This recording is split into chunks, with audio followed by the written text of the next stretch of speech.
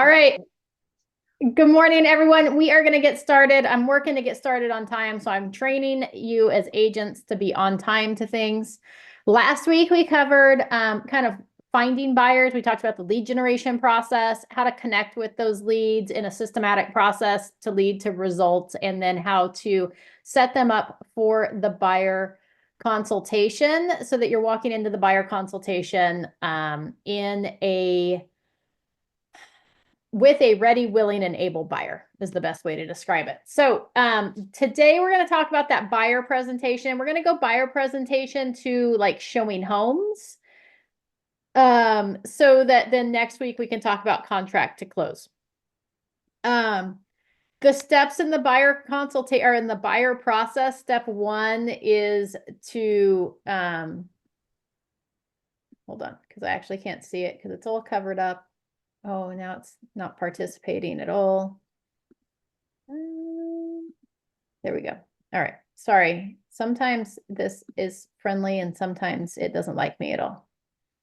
But step one is finding buyers, getting them set up and doing the pre-consultation work. Step two is the consultation. So let's dive into the buyer consultation. Last week, we talked about kind of some homework that I would give buyers. We're going to talk about that more here in a minute going into this. But the number one thing is I would recommend doing your buyer consultation at the office. There's a few reasons for that. Number one is safety and security.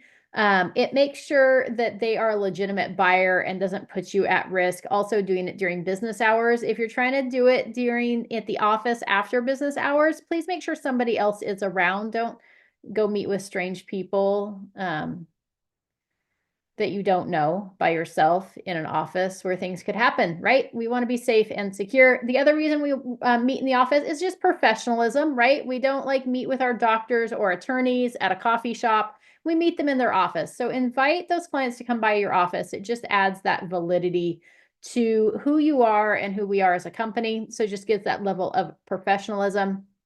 And the third reason is that it sets up control. Okay, we are setting up our buyers from success from the very beginning to let them know that we're in control of this process, that we're establishing ground rules, and this is what the expectations are. It helps your process just to move more streamlined and cleanly through the entire process and allows us to not put ourselves in a position where the buyers think they control everything, which gets messy really fast. Okay, so I would recommend meeting at the office. Now, there's a few caveats to that. Okay, and a buyer presentation is not done while showing homes. But if you're like on the Zillow team or you have a cold lead that called you off a sign, sometimes it's better to get in front of them before we ask them to come to our office and sit down. So sometimes walking them through those first one or two properties, remember we have that temporary buyer representation agreement that limits us to either 30 days or 3 properties. It's not 3 properties and 30 days, it's or. So we either up to 30 days or 3 properties. So if you show 3 properties in one day, that's now void. Okay. So keep that in mind. We do want to make sure they sign that before you walk into a property. That is what the requirement is at this point, that they sign buyer representation before you show them a property. But in some cases, it is better to get in front of them, show them 1 or 2 properties, build that rapport, and then invite them to the office to go through their needs analysis, their financial standing, walk through, make sure everybody's got the same expectations of the buyer process. In that case that you're meeting somebody that you don't know that called you off sign, Zillow, whatever it is, number one, please make sure somebody knows where you're at, how long you're planning to be there, and when you should be done. Number two, it's always good to take somebody with you so that you're not meeting strangers by themselves in what would actually be a vacant home. Okay, even if the home is not vacant, the sellers have left. So now we're walking into this home. And again, safety and security, just make sure you've got somebody with you, somebody knows where you're at. You can always ask too for a copy of their driver's license before you meet up with them, just to enhance that safety and security so that you've got the record of who that person is. And I would send that to a loved one. Hey, This is who I'm showing properties to in Vacaville at this time. Here's the list of properties we're going to see. We're starting here. I should be done by this time. I'll check in with you once done, right? So it's always good to have that system set up. My number one goal would be to get them to the office first. Okay. Any questions about setting up that buyer consultation appointment?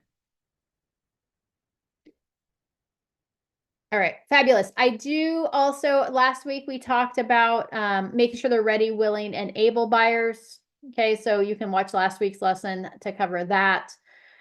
And also that before we sit down with them or before we show them properties, we really like to make sure they're pre-approved. Okay, we want to make sure they're ready, willing, and able. We also want to make sure they're pre-approved. So by the time we're sitting down with somebody, the goal is that they will have met with a lender or submitted their documents to a lender to get that pre-approval process started. That way we can all go in with correct expectations of purchase price, payment, where they're looking, what kind of home they're looking for, what the condition of the property can be based on their loan type, right? So we want to have all that information going into it.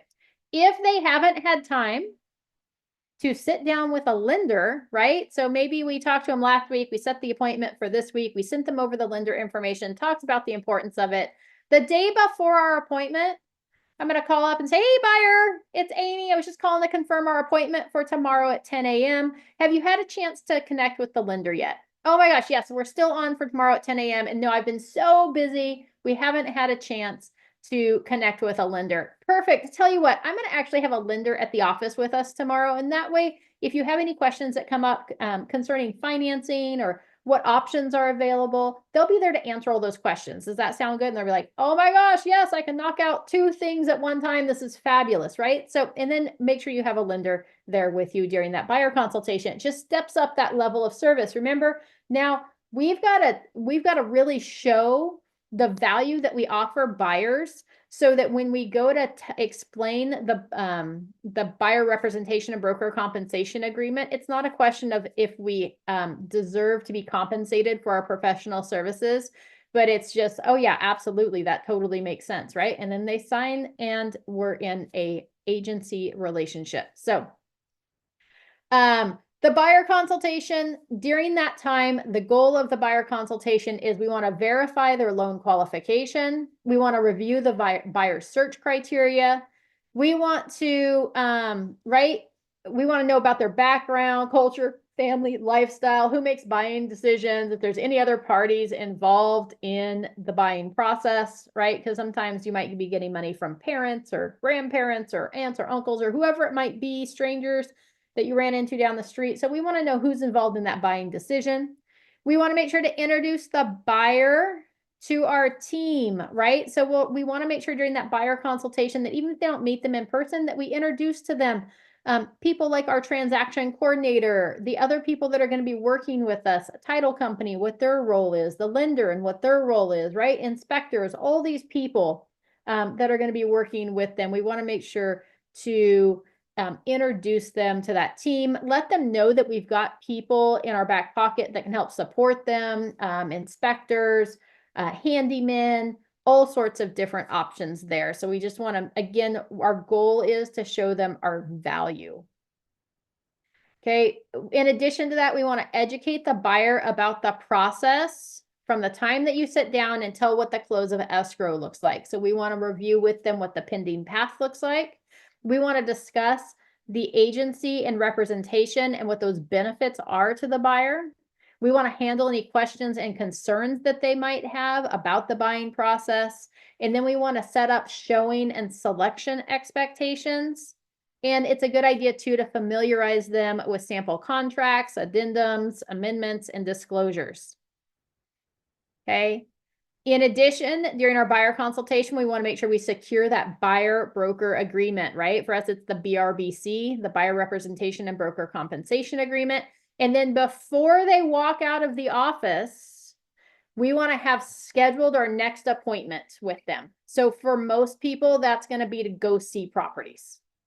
Okay. For other people, it might be that they've got to finalize their pre-approval process. So we're going to touch base with them in 2 days to see where we're at in that process, right? Whatever that is, we want to make sure that there's an expectation of when they're going to hear from us next. Okay, so that's kind of the steps of the buyer consultation, what we're hoping to achieve. And remember, the buyer consultation isn't just about them choosing us, it's about us choosing to work with them. So if we get into this buyer consultation and you're like, oh my gosh, this person is so much, right? Like, this is not somebody I want to spend lots of hours with over the next couple of months showing properties and walking them through the buyer process. This is a good time to be able to choose your clients and say, hey, I appreciate you coming down today. I just don't think I'm going to be able to meet your expectations as an agent. So I can refer you to a couple other people, or you can be like, I'm sorry, and just cut it off and send them on their way, right? So it's okay to make choices of who we choose to work with and who we don't choose to work with. During this buyer consultation, again, we need to make sure that we do a lot of sprinkling about the representation and about the value that you bring throughout the presentation, right? I'm going to help you negotiate the best possible price along with the terms that match what you're looking for. I'm going to act as your advocate to help you either get repairs or get credit for those repairs if there's big items that come up on those inspection reports, right? My job is to help you get through the process and the paperwork quickly and successfully, and to make sure that you understand what's going on every step of the way, right? Again, we may even want to sprinkle in there, like, not only can we look for properties that are on market, if there's a specific neighborhood you're interested in, we can look at what's expired in that neighborhood or that area that you're looking that matches your criteria. I can reach out and see if I can contact those homeowners to find people that may still want to sell. If there's specific areas, I can also send out mailers just to try to pick up something that maybe isn't yet on the market to help give you some additional options, right? So we want to just talk about what value are we going to bring those buyers. Remember, we talked about several weeks ago that one value proposition. Bring that back to the party, right? Let's talk about our one value proposition. Let's make sure that we have a clear understanding of the value add and why buyers would want to be represented, number one, by an agent, and number two, by us. Okay. We want to talk about, during this buyer consultation, the importance of buyer representation and the importance of buyer representation not being represented by the listing agent, what pitfalls that could lead to if they choose just to contact the listing agent directly, and why a buyer may not want to do that, how there's so much gray area there when it comes to fiduciary responsibility, and how does a seller's agent, a listing agent, look out for the seller's best interest, which is to sell that home for the most amount of money with the least amount of hassle on the timeline and terms appropriate for the seller. And the buyer is trying to get the best deal property on terms that match the buyer's terms, right? So how does one person negotiate both sides? It's impossible to do. So we want to have that conversation with our buyers so that they understand the value that a agent brings. And we want to make sure that they understand that we don't just open doors, right? We're not just like a means to get a key to get a door open. That, hey, throughout the process, like, we're going to work with you to negotiate the best offer possible. We're going to work back and forth to make sure that the terms are acceptable to you. I can recommend inspectors and different inspections that you should have on each and every property, things, red flags, things that you may want to look out for as we're looking at properties. And then if something major comes up and you're like, oh my gosh, that's more than I want to take on, then we have options of negotiating repairs, negotiating credits to cover repairs after the close of escrow. I'm going to help walk you through that entire process from the time that we go look at properties until the time that you have those keys in your hand. And even after you have keys, I'm going to be there to support you. You've got questions about how a system or process or something works in the house. We're going to make sure that we negotiate in, or I'll cover for you, a home warranty to make sure during that first year, if anything major comes up, that it's taken care of for you. Sometimes those bigger ticket items aren't covered in full, but at least covers a big chunk of the cost of those items for you. So I'm going to make sure you have that. If you ever have any problems after the close of escrow with getting the home warranty to cover something, please reach out to me so that I can be your advocate to help get those items covered on your behalf, right? So we want to make sure that, hey, not only are we going to be with you through this process of buying a home, making sure you get the keys, but also after the close of escrow, I'm going to be your resource for everything that you need pertaining to this house or anything house related, or really just in general. Okay, does that make sense to everyone? We need to talk up our value, which means you probably need to spend time this week writing down what value adds you have for your buyers. What do you bring to the table? And not even what do you bring to the table that somebody else may not, just what do you bring to the table? And then we may want to think, okay, above and beyond, how can I communicate this in a way that makes me stand out above other people? Okay. If we are sprinkling in our value add throughout the buyer presentation, we're educating them, we are making sure that we're answering any questions that they may have, we are alleviating any concerns or objections, right? Then when we go to talk about the buyer consultation or the buyer representation, it makes it so much easier to get that agreement signed. And then remember too, in case you're like, you've been in a bubble for a little bit, cooperating broker compensation is dead. It no longer exists, not in any form. Now, that doesn't mean that when we're talking about the buyer representation, here's my professional fee for services. Buyer, just so you know, for the most part, we're going to try to work to negotiate this on your behalf for the seller to cover that. And a lot of times the seller is willing to cover at least part, if not all of that.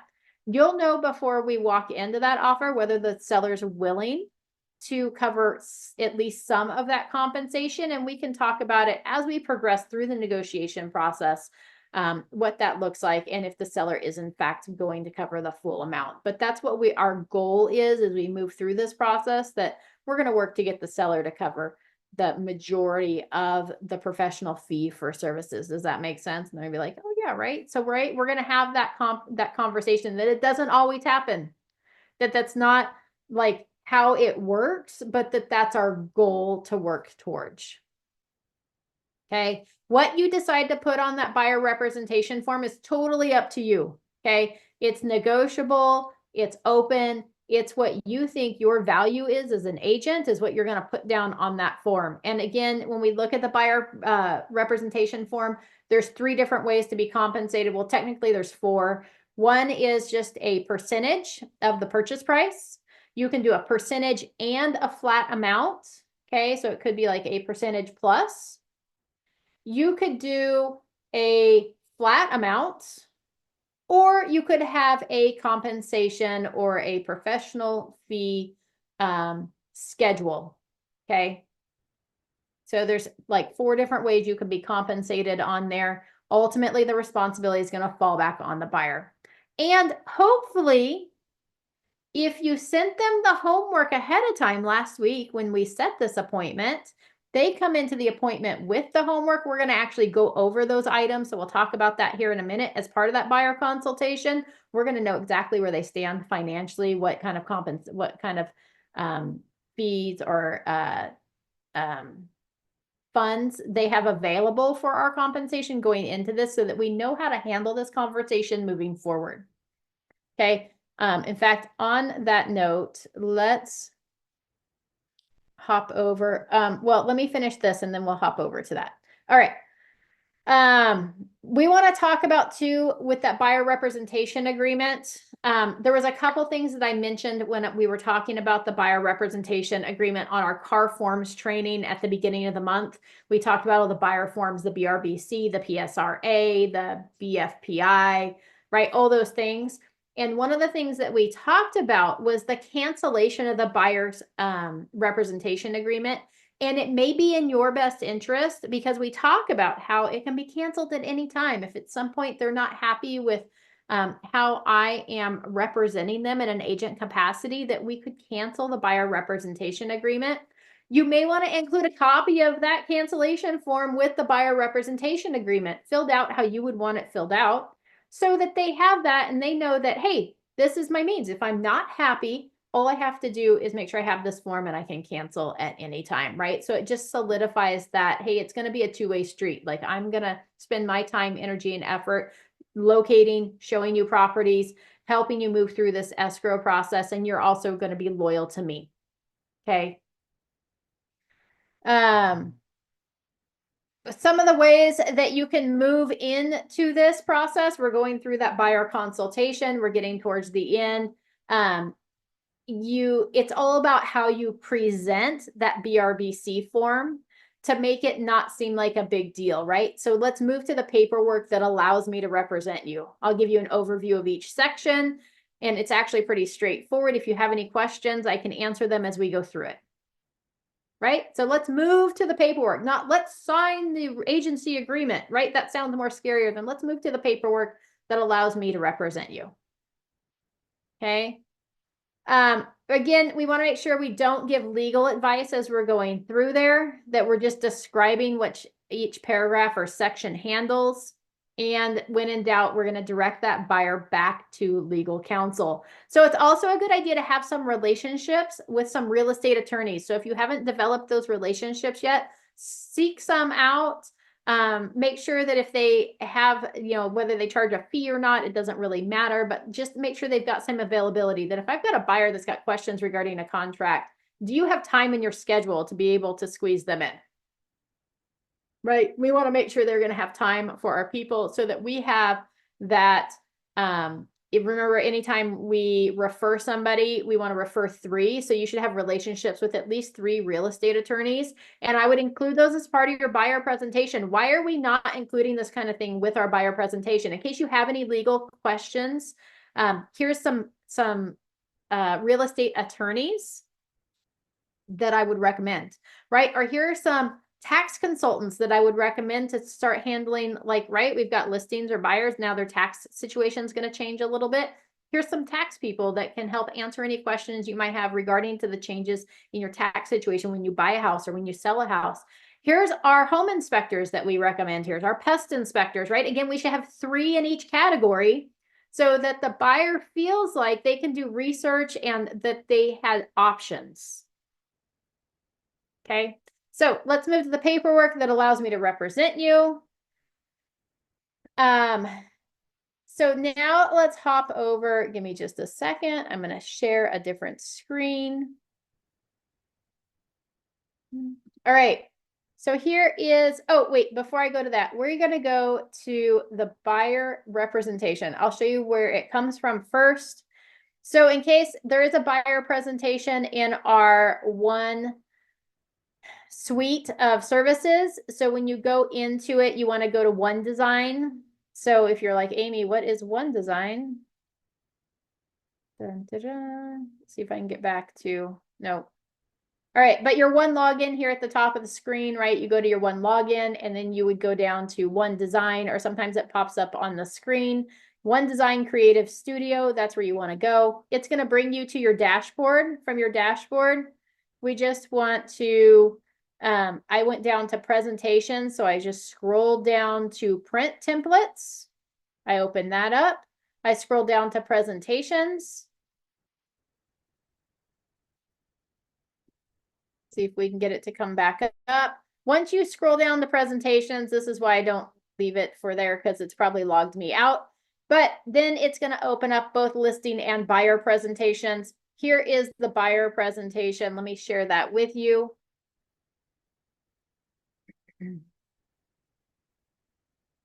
So here is the buyer presentation. When you open it up in One Design, it's going to give you options to edit it. So please keep in mind that you must edit the buyer presentation. You can't just use it as is, because it's actually got like gibberish on it that doesn't make any sense. It also has like 3 cover pages. So it's got, buy with confidence. That's one option.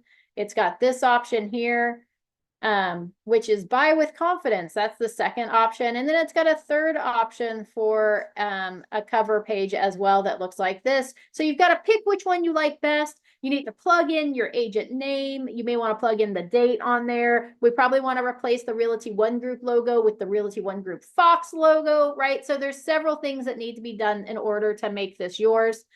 And then you get to go through and choose what pages you want to keep in here and what you want to get rid of. These first few are done, but you may decide you do or don't want them in there. You can also rearrange them. Here's the power of one. It just talks about all the different things. I don't know that this even has a place in the buyer consultation packet, but if you like it, use it. It's just talking about building the validity of the brokerage, right? So that they know you're backed by somebody, a brokerage that's going to help support you and guide you through the process as well. This is where the real customization starts. You would put your name in here. You would put a header, right? We talked about creating your bio back a couple weeks ago. Here's where your bio could go. If you've got some client testimonials, put them in here with the picture of them closing on a property, right? Trademark link. So you want to go here and customize this. Obviously, I don't look like this gentleman here with the glasses. So you want to put your own picture in there, right? So we need to go in there and edit each page. Here's the local qualifications. So this might be like past buyers that you've helped, community outreach projects, right? So this is just building your story of who you are. Again, I don't like having all of this stuff necessarily at the front of my buyer presentation, because my buyer presentation should be less about me and more about the buyer. So we may want to rearrange some pages just a little bit. So just kind of keep that in mind, but they do have a nice looking buyer presentation. You can also talk with other agents in our office to see what kind of buyer presentations they have. See if you can get a copy of it, because you may want to pull pieces from other people's buyer presentations. There's nothing wrong with that. You could also go to, there's a lot of different Realty One or realtor groups on Facebook. So you may want to search some of those out, join them, and then ask, hey, who's got a killer buyer presentation? I'd love to see it, right? Can somebody send me their buyer presentation? Maybe you can throw your email out there so that they can do that. So there's lots of ways to gather information about what people are using successfully as a buyer presentation. Here we finally, on like page 10, are diving into the different parts of home buying. Okay, so we want to fill this out. This first page is kind of looking at different types of loan types. Here's the pieces of a successful transaction. This would be a good place where you introduce kind of your team here, right, on this section. Here's the steps for purchasing a new home, right? We're going to search for homes. We're going to get offers accepted. Then we have the escrow period and then the closing date. We may want to dive more into, hey, what happens between getting an offer accepted and the close of escrow? Okay, so we may want to add a couple pages in there. How can I help you, right? I'm going to share, explain, identify, tell, express, and provide, right? So we need to clean up this page a little bit as well. Here it talks about the Realty One home search app. This would be a good time when we talk about the presentation, we get to this app page. Then we go, here, let me share it with you. And you open up your phone and you actually text them the home search app. Magic, right? You can let them know. You can even open it on your phone and say, hey, from here, you know, if you see a property you like, you can actually send me a message straight from in here and tell me you want to go see that property. So it's a great direct line of communication to me when you're searching for homes. You can let them know that you can help them with new home purchases. Magic. Right? That if they're interested in new homes, that you're happy to be able to set appointments for them to go see those homes. Make sure you've got the list of updates and upgrades, what homes are available, what lots are coming available, the size of those lots, that you can track down all that information for them when you schedule that appointment. We can talk about the tools that we have available for them. Again, we want to talk about how much value we add to the table. So this Live Easy app is where, number one, you've got access to it through our one login.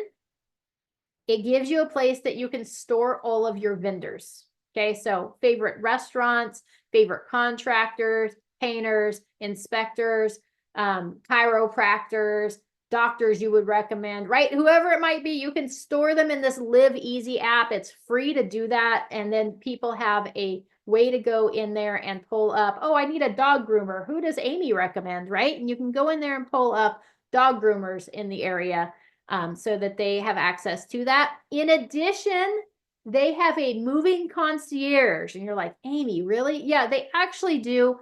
That's also free to buyers. So when buyers get in contract on a property, you can register them for the moving concierge, and that person will reach out and call them, make sure they know who, what utility companies are, who they need to contact. And when possible, that moving concierge will actually help set up some of those appointments or help them be able to get their appliance or their utilities and stuff turned on. So, right. So play around with that Live Easy. If it's something that you want to utilize in your business, then you can leave this slide in there. If it's not something, chuck it out, replace it with something else, right? Again, we're just talking about what value do we add. I really appreciate the fact that there's a little guy here on the Live Easy app in a hoodie. So I appreciate that. That would make me want to use that app no matter what. Here's the winning strategy. Again, we want to make sure we put a title in there of some sort because we're not like German or gibberish. I work exclusively with you as the buyer's representative, meaning I can show you properties you are interested in, and I will help you navigate the purchase process from making the winning offer to signing the documents and eventually the ownership of your new home. Again, you may want to dive into there. It says I can show you properties that you're interested in that, hey, not only can I show you properties on market, but I can, do research and try to find off market type properties. I can check with other agents at our office. We have like 100+ agents in our office. One of the bigger offices in the area. And if anybody has a coming soon that's not yet on the market that matches your criteria, we may even be able to get you in there prior to it hitting the market, right? So we may want to talk about all that value inside of the winning strategy. Here we're back to the brand that's known and trusted. I feel like this is a better place for that, that we're going to talk about the brand, why we're number one, whatever. It's got some customized pages that you can add in here. And keep in mind that you can change out any of the photos on these pages, update any of the text. And that's going to take you to there's another customization page. They've got some different pages that you can go in there and customize, buyer notes, additional comments. Okay. So that's the buyer presentation that's inside of our one login. That's free to use, free to utilize. You do want to time block yourself some time to go in there and update it. Again, I'd reach out to maybe some other agents and see what they're using for buyer presentations, whether it's in our office or in other states, just to see, so that you may get some other ideas. Okay. In addition to the buyer presentation, I guess, does anybody have questions about that buyer presentation that we have access to? All right. In addition to that, we should have pre-qualified our buyers when we go to sit down with them. And I would, when I pre-qualified them to make sure they're ready, willing, and able, I am probably going to, hold on, because I don't think it opened where I wanted it to. Okay, I talked about last week how as part of their homework, I would probably include the buyer identification of preferences and priorities, the BIPP form, the BIP form, with their homework. Hey, I'm going to drop off, or I'm going to email you a form. If you could take some time to fill that out, I'd really appreciate it. Or maybe even over the phone, or while we're sitting there at the buyer presentation, I'm going to go through this form with them. So if I'm going through it with them, I don't want to sound like an order taker. What price range do you want? What's the property use? What property type? Is it going to be single family, condo, manufactured, pre-owned, new construction, right? But we do want to have a conversation. Okay, when you talked with the lender, they told you what your max purchase price is. Did you talk with them about what that payment looked like, and were you comfortable with that? Oh yeah, we talked about different payments and what the purchase price looked like. Perfect. What price range are you thinking you're going to be shopping in? Oh, I'm going to be shopping in this to this, right? Or they may have filled it out already for you if you did it as homework. But if we're going through that with them during the buyer consultation, this is probably going to be maybe where I'm going to start, because this is going to help me build the most rapport by going through this BIP form. Perfect. It looks like, I know when we talked before, you talked about that you don't currently own a home. So it sounds like that you're looking to purchase your first home or your primary residence, the home that you're going to be living in full time. Oh yeah, absolutely. That's our plan. Or when we talked before, you said you had another home. So are you looking to purchase an investment property, like a secondary property? Or are you looking to replace the property that you're currently living in with a new home that you're gonna live in full time? Oh yeah, we're gonna buy a new home to live in. We've outgrown the existing home. Oh, perfect. Right now we've opened up that conversation of what are they doing with that other house? Are they gonna rent it? Or are they gonna sell it? Right? What are the options there? Perfect. Do you have any interest? Are you looking for like a single family home, one that's separated from everybody else? Or are you interested in maybe looking at condos or duplexes? If they're looking, like on bigger properties, if they're thinking they want more land, great. Is a manufactured home acceptable to you? That's when it's usually on a permanent foundation, but they bring it in like two pieces and they slap it together. It looks for the most part like a normal home, but it's considered manufactured. Is that something that you're willing to consider? Yeah, right. So it gives us this ability to have this conversation with them, kind of feel them out. Perfect. Are you interested in new construction at all? Right? Are you looking just at pre-owned? Keep in mind that with new construction, like it's not going to come with things like window coverings and landscaping. So there's going to be some extra added expenses or things that you're going to have to do after the close of escrow because it's a new home. Right? So we may want to talk about what the difference is there and then ask them the question. How many bedrooms do you need? Oh, we need 4 bedrooms. Perfect. Now I know that, are you using all those like guest bedroom? Yeah, but we also need, like, we homeschool our kids, so we need a homeschool room, or, yeah, I work from home, so I need a home office. Perfect. So if you had 3 bedrooms plus a bonus room that maybe didn't have its own closet, which would classify it as an actual bedroom, would that be okay? Right? Let's have this conversation with them so we get to know them a little bit better. Do you have a minimum square footage? How big do you want the house to be, or do you not care, right? How many bathrooms would you like? Oh, well, you know, we need at least 2 bathrooms, but if it's 2-story, my parents are actually going to live in one of those bedrooms. So we actually need one of those bedrooms and a bathroom on the bottom floor on the main level so they don't have to do stairs. Oh my gosh, right? We just learned so much. So we're going to go through this form with them if they didn't fill it out ahead of time. If they did fill it out ahead of time as part of their homework and they brought it with them, we're still going to go through it.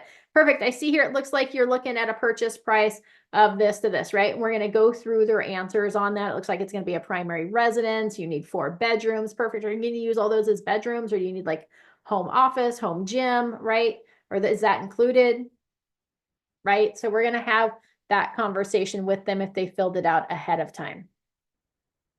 The BIP form, Claudia, I don't think is on Glide, but I haven't actually looked on Glide to see if they've added it in there.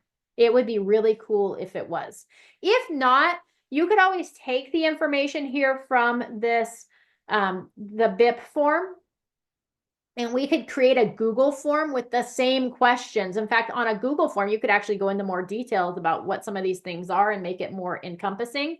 And then you could send them over the Google form to complete prior to their appointment. Absolutely. So there's lots of options there. I guess too is the fact that I like how Glide, like, because they sign it at the bottom, right? Yep. So that's the only difference. It's like it'd be nice if it was in there in that way. Yeah, absolutely. So I haven't checked with Glide to see if I send it out through like a Google form to fill out. Then when I'm sitting down with them, I may have the results from the Google form, going over it with them, filling it into the form either on my computer or in hand, so that at the end they can sign that this is what they're looking for. Absolutely. But it would be convenient if it was in Glide. If it's not in Glide, Claudia, I would absolutely recommend I would provide feedback to them to ask them to add both this form and the buyer financial and personal information form. I think that would be killer to have those both as part of the Glide process. I agree. Thank you. Yeah. Okay, so that's the first form. We're talking about buyer's needs. So again, the buyer consultation appointments, getting to know the buyer, building that rapport. We want to go over what our value is, but ultimately it should be about the buyer and what they want. So when we talk about our value that we're going to offer the buyer, it's what are they going to get from us, not what we can do per se. Okay, so it's all about how you phrase it and how you communicate it. We want to go over all their preferences and priorities so that we know what it is that they're looking for in detail. Keep in mind too that some good questions to ask as we're going through this form. We've been talking about, if you've been paying attention, like the Foxhole and stuff, every Monday we post the what to say quotes and lessons. And some good things that you may want to use is what's important to you about that. Can you tell me more about that? Right? So we want to dig into, oh my gosh, yeah, we need at least 4 bedrooms. Perfect. Can you tell me what's important to you about 4 bedrooms? Right? And that's where we're going to dig into that. Oh, well, I need a home office, or I need a homeschool room, or I need a home gym, right? So that might be where you dig into that. Perfect. What's important to you about a yard? Do you want a big yard, small yard? Oh, we want a big yard. Perfect. What about a pool? Are you interested in a pool? Oh, yeah, we've always wanted a pool. Cool. What would that do for you if the house that we found had a good sized yard and a pool? What would that look like for you and your family? Right? We want to start building that dream inside of them. We want to dig deeper into what they're looking for so that we can have a full understanding and be able to keep them motivated as we move through this process. Okay, In addition to this one, I would also send out this BFPI form as part of their homework, or you want to make sure it gets completed at the time of the buyer presentation. This form, the other form is not, it's an option on the BRBC. The BFPI form is not an option, okay? The option for the BFPI is it completed now or is it going to be completed in the next couple days? Okay, that's the option for the BFPI form. So it does need to get completed. Again, we could always send this out as part of a Google form. We could have a Google form that they fill out that talks about the type of home that they want, maybe their best contact information, and then also goes through this information as well. So they answer all those questions. Again, I'm not sure this form may be in Glide. If not, I would absolutely give them feedback to please include it as part of Glide, because I like the way that Glide sends things out in the question format, because it just takes little bites of it at a time to make sure that they have time to process the question and fill it out and not miss anything. And then it sets it up in this form ready for signatures. But if not, we could always use like a Google form or something to that effect. And then we could go over that information with them as we're sitting down with them for that buyer presentation, and have them sign the form when we're done. Some of the questions on here is like the amount of deposit available, the amount of down payment available, sources of down payment and deposit, source of additional funds available for broker compensation and closing costs. I like how they wrap those two together, right? Additional source of additional funds, the maximum loan amount, who is their lender, are they pre-qualified, pre-approved, or fully underwritten? See, part of me would say, hey, it would be cool on a Google form, because I could say, hey, with the lender, are you pre-qualified, which means you just told them some information, what your average income was, what you think your credit score is, and they said that you were pre-approved. Did you get pre-approved? You actually like turned in income and asset documentation, they pulled credit on you, or did they actually send your file to underwriting, right? It gives you a little bit of ability to be able to further clarify those items. Yeah, technically, Claudia, per the BRBC, the BFPI form is mandatory. Absolutely. I Okay. don't know that in our compliance department that we've made it mandatory yet, but it absolutely is mandatory. And also, I was just playing on Glide, and all of this we can totally do. Yay! Thank you Well, for the checking form that is out. in there. So how it looks on Perfect. the receiving end, I'll find out. But I just, there is a way to add it. So I'm Okay. still gonna play with it. Yeah, that makes me happy. So yeah, Yeah. so in case you guys haven't played with Glide, you can access it through your Barry's login. So on the additional apps, or I don't know what it's called there, but it's got Glide on there. Glide is what we use for like our seller disclosures, our SPQ and TDS. We can use it to do our Avid and actually include pictures on our agent visual inspection disclosure. It also allows us to do some of these buyer forms, like the buyer inspection election form. And now apparently these two forms, I like it. You can sign yourself up as a buyer and actually send it to yourself so you see what it looks like on your side, but it really breaks it down. Instead of being a whole form, it takes it like one or two questions at a time and asks them to answer those questions. And sometimes it does provide like a little bit more details. So it's a fabulous form. Financing type, right? If buyers preferred financing or lender does not allow buyer to pay certain closing costs, including broker compensation, buyer will need to request that from seller compensation, compensate buyer's broker. Maximum monthly housing expense, other financial information, right? So all this is on here. Again, we don't want to sound like order takers if we're going through this with them. We want to have a conversation as we go through it. Or if they filled it out ahead of time, we still want to go through that with our buyer consultation to make sure that we have a full understanding of what they're looking for. On here, it talks about time constraints, like as they have a job relocation, a sale of an existing home, school start date, right? When do they want to move by, or when can they move by? What's their reason for the purchase, and anything else they want to share with us. So I think this is a fabulous form as well. And yes, per the BRBC, it is required. Okay. So those I would probably send out as some sort of homework ahead of time so that I have those mostly completed, that I can just go over the information with our buyers when they show up for that buyer consultation. Anytime I've got buyers in a buyer consultation getting ready to sign a BRBC, this might be a good time to cover the market conditions advisory. The market conditions advisory is a once and done, which means if we have them sign it once, They don't have to sign it again. So they could sign it during the buyer consultation, and then I don't have to sign it, send it out with an offer or anything. The market conditions advisory is important to me because it talks about, hey, market conditions. It's a cyclical market. There's ups and downs. It's important that you know kind of what the market looks like. Here are the buyer considerations when making an offer on a property, the offering price, and it says, hey, buyer, ultimately, you're in charge of what you choose to offer on this property. We can make recommendations. We can tell you what we think the range is, the appropriate range, but ultimately, what we put on that contract is yours. Okay. This bottom section is kind of cool because it says you should be aware and think of the following. If your offer is accepted and the property's value may not increase and may even decrease. If your offer is accepted, you may have buyer's remorse that you paid too much. If your offer is rejected, there can be no guarantee that you will find a similar property at the same price. And if your offer is rejected, you may not be satisfied with the amount that you offered was right for you. Only you can determine if your offer was reasonable and prudent in light of the property and your circumstances. So, right. So I think that's fabulous. It talks about non-contingent offers, things they should be aware of, right? Loan contingency, appraisal contingency, investigation. It also talks about insurability. Here's the broker recommendations. We always recommend that you don't write non-contingent offers, even if you're paying for all cash, right? But if you do, just make sure that you do the following. It also talks about multiple offers, okay, and writing multiple offers on multiple properties at the same time. That's where it talks about that in any of our forms. This is the one. This is seller considerations. Okay, that's for if we have a listing, but I like to give them the buyers that form up front because it walks them through information they need to know before drawing up an offer. Super important, in my opinion. Then you've got the BRBC form, which includes the agency disclosure. Oh, that's right. That's all that's at the beginning now. And then you've got this BRBC that you're going to fill out.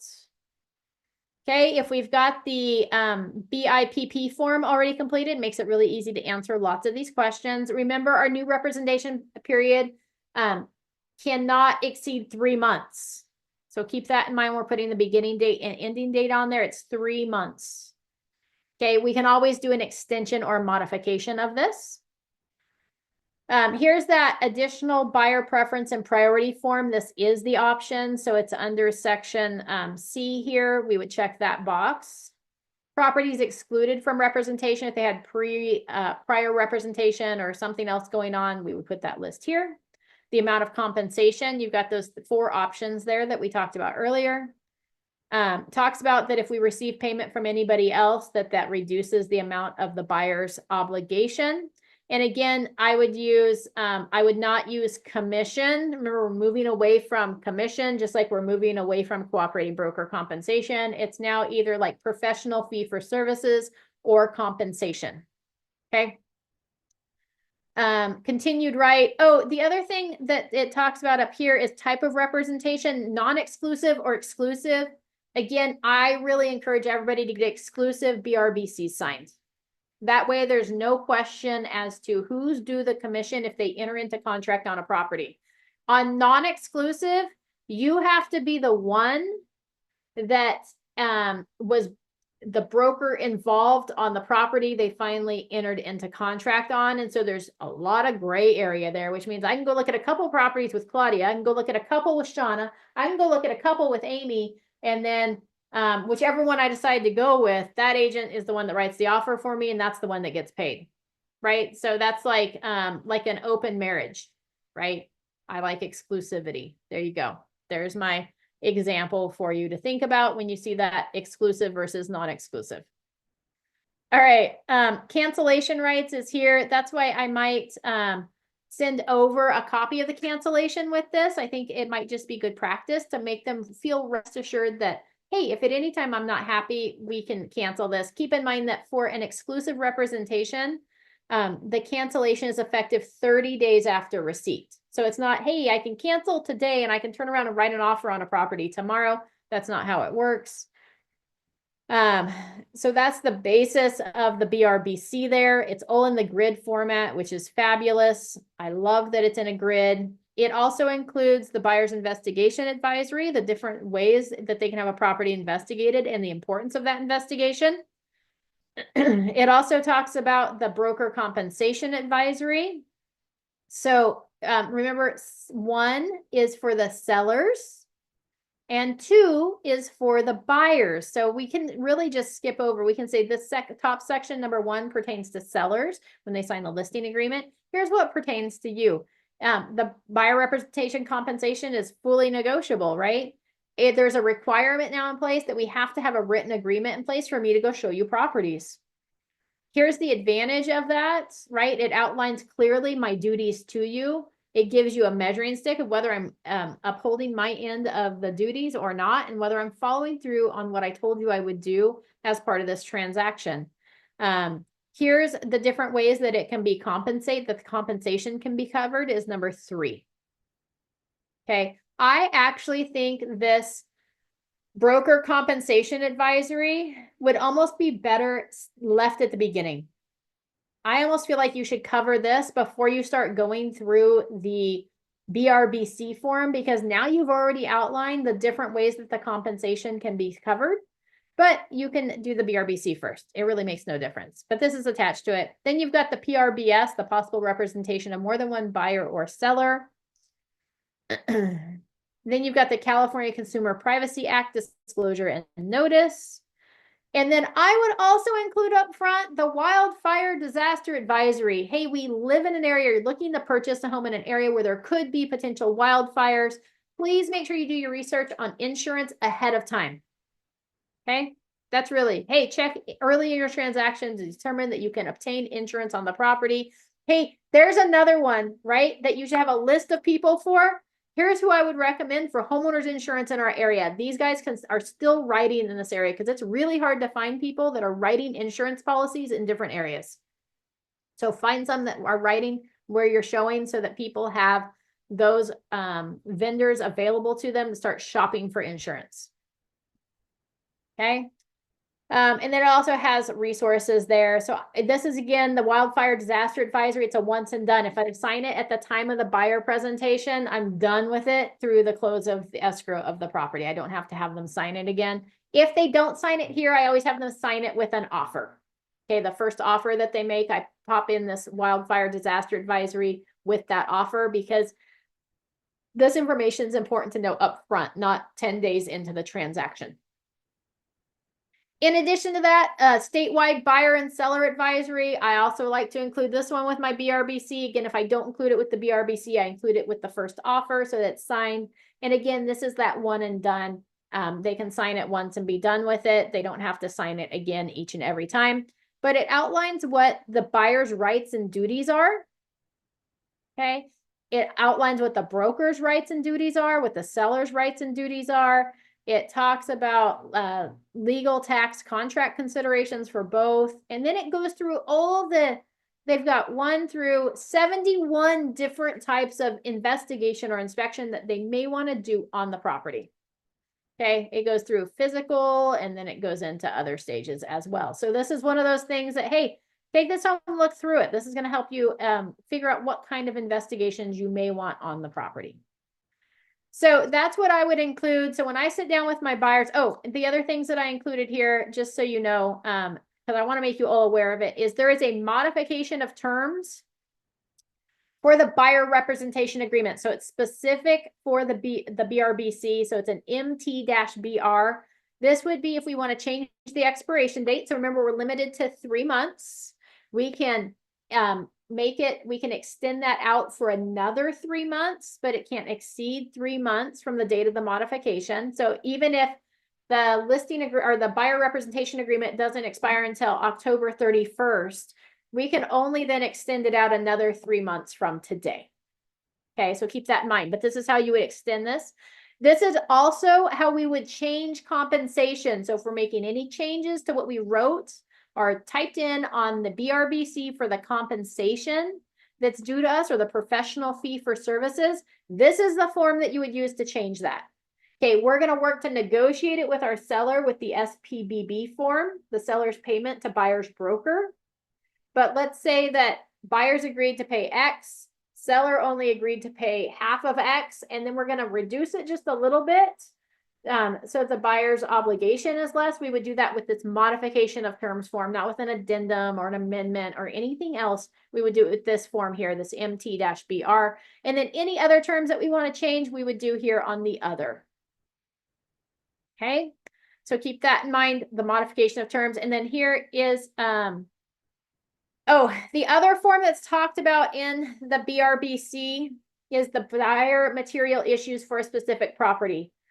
I would get the buyer a copy of this when you enter into contract on a property, because it gives them a pathway to say, here are my concerns, or here's the questions I want the sellers to answer.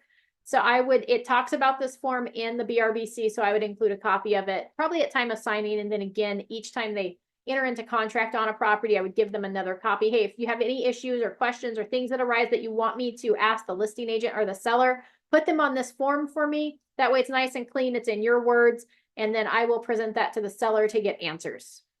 Okay, that way we're not doing the conversation with our buyers over the phone. Hey, here's what I'd like you to ask the seller. Then I call the listing agent and say, hey, listing agent, this is what the buyer would like to ask the seller. Now I'm interpreting what the buyer said to the listing agent. Now the listing agent's going to go ask the seller and interpret my interpretation of what the buyer said to the seller. Now we've got a whole game of telephone going on, right? And it can get really confusing really quick. So if we have a form to present, then it makes it really easy to make sure it's the buyer's verbiage of what they wanted answered being communicated directly to the seller so the seller can respond. So there's no ifs, ands, or buts that something got lost in translation.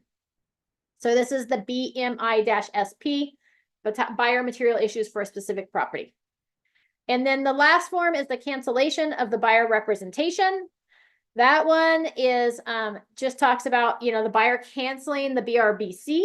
Again, I would hand this off to them without any fear, saying, hey, here's the deal. If at any time you feel like I'm not fulfilling my role as your agent or not doing what you feel like should be done, here is a copy of that cancellation form. All you have to do is sign it and present it to me. Okay. I'll probably have a conversation with you, but I will absolutely cancel the buyer representation agreement if you feel like I'm not living up to my end of my duties. Right? That way there's no questions of, well, if I wanted to cancel, would she really cancel it? Well, here's a copy of it. I'm going to fill it out how I want it filled out. Okay. That way they have that available and ready to go. So that's what I would include. So I'm sitting down with my buyers for the buyer presentation. We're going to have a conversation over that BIPP form, the buyer's preferences, to see what kind of property they're looking for. We're going to have a conversation about the BFPI form, or the buyer's financial preferences and information, I think is what that one's called, where they're at financially, where the funds are coming from. We can have a conversation about when the deposit is due, how much closing costs usually end up being, right? So we can have that conversation. We're going to go through the buyer presentation, talk about what value I bring to the table to those buyers, the ways that we can look for properties, what the process looks like. I'm going to answer any questions that they may have. I'm going to quiet any concerns that they might come up with, right? To make them feel confident that moving forward with purchasing a home is the right choice for them. And then after I've done that, then I'm going to move them into the rest of the CAR forms, which is the BRBC, that wildfire disaster advisory, the market conditions advisory. I'm going to ask for signatures on those forms so that we can begin the representation. Now, once we have that all done, signed, we're getting ready to wrap up that buyer presentation. I'm going to, again, set that appointment for when they can expect to hear from me next. Is it going to be to go show properties?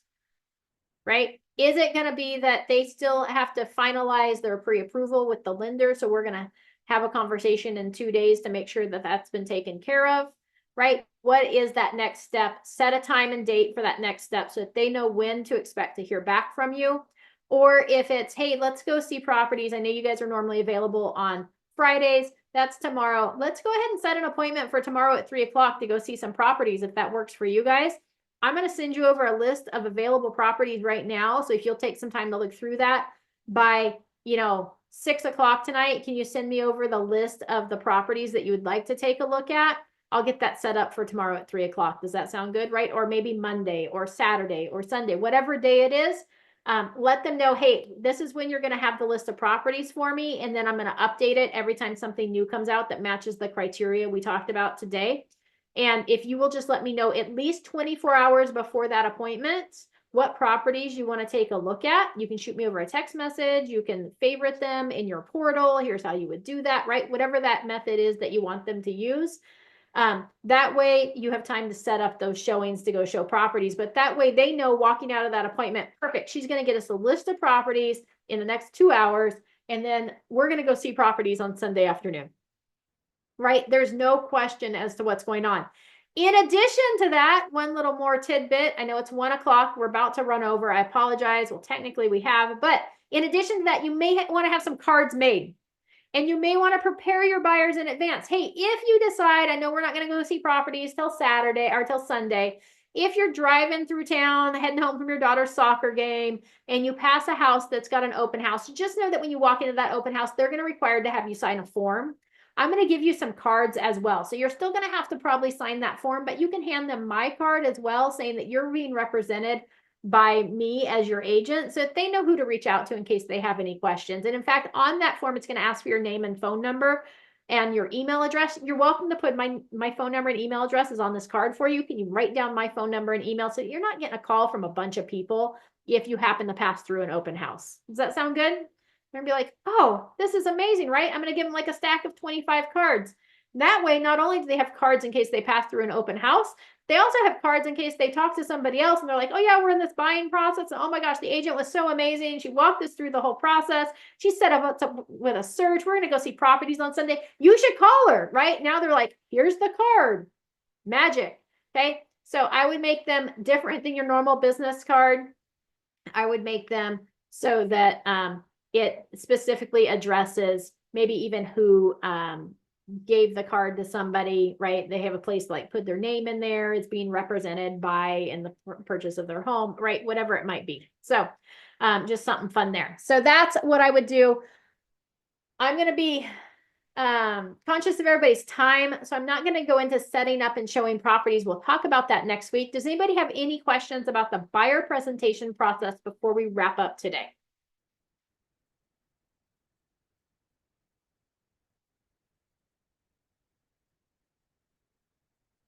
All right, fabulous. Thank you so much for joining me today. I really appreciate it. Next week on Wednesday at 11 o'clock, same link. We're going to dive into session 2 of our business planning, setting ourselves up for success for 2025. That'll be on Wednesday at 11. Next Tuesday, we'll be back with the buyer showing properties to close. We'll talk about what that process looks like so you guys feel educated and ready to roll when it comes to getting buyers into contract on a property. I look forward to seeing you all next week. If you have any suggestions of trainings that you would like to see come up for December or the beginning of next year, there's a link in the chat box you can click on with for suggested trainings. Thank you again so much, guys. We'll see you all soon. Have a great day.